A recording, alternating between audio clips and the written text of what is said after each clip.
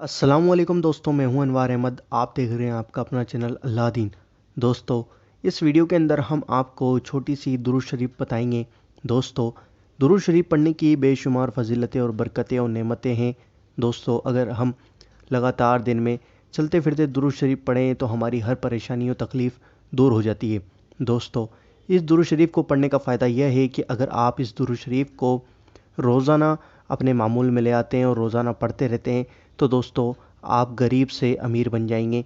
आपकी हर परेशानी तकलीफ़ दूर हो जाएगी और इस दुरूद शरीफ को पढ़ने से आपको नेकियां भी ढेरों मिलेंगी। दोस्तों, इस दुरूद शरीफ को पढ़कर मैं आपको बता देता हूँ। अल्लाहुम्मा सल्ली अला मुहम्मदिन अब्दिका व रसूलिका व अलल मोमिनीना वल मोमिनात वल मुस्लिमीना वल मुस्लिमात।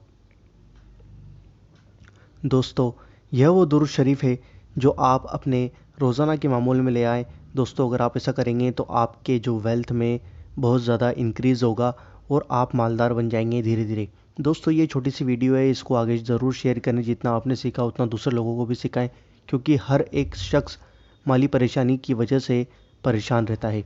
दोस्तों, इस वीडियो को आगे शेयर करें। हमारी बस आपसे यही गुजारिश है, चैनल को सब्सक्राइब करें और बेल आइकन ज़रूर दबाएं और वीडियोज़ को देखने के लिए।